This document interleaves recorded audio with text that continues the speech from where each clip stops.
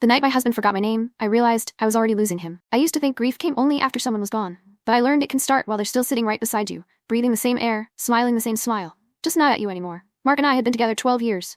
Not perfect years, but real ones. The kind with inside jokes, familiar arguments, shared grocery lists, and the comfortable silence of two people who know each other's rhythms. I thought I knew every version of him.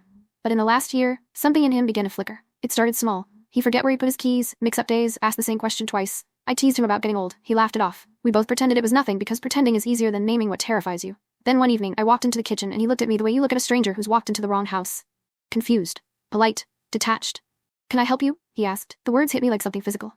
"Mark, it's me," I said, my voice thin. His eyes searched my face like he was trying to place a memory that kept slipping through his fingers. Then, like a light switching back on, recognition returned.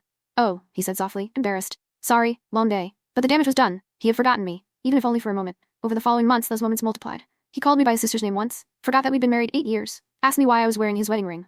He'd wake up at night, startled, asking where he was, who I was, why everything felt wrong.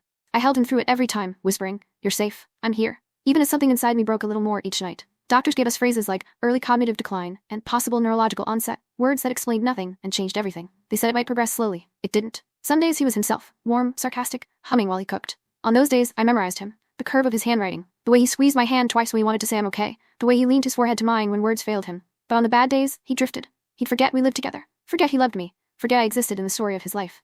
The worst moment came on a rainy Tuesday afternoon. I brought him tea, placed it gently on the table beside him, and he smiled absently. Then he said, "Thank you, ma'am," and went back to reading. Ma'am, such a small word, such a complete erasure. I walked to the bathroom, shut the door quietly, and sobbed into my hands. Not because he'd hurt me, but because he hadn't meant to, because he couldn't stop it, because I couldn't either.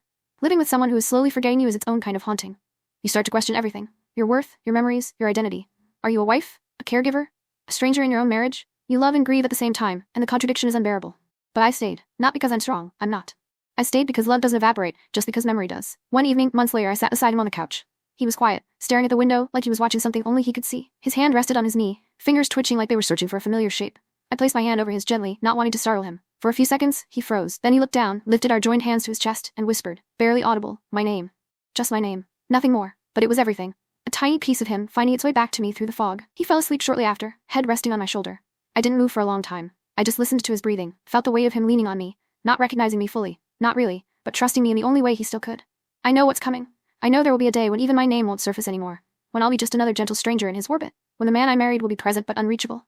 But I also know this. Love doesn't disappear just because memory does. It lingers in small gestures, in familiar warmth, in moments where two hands meet, even if one doesn't know why. I'm already grieving him, but I'm still loving him too. And for now, that has to be enough.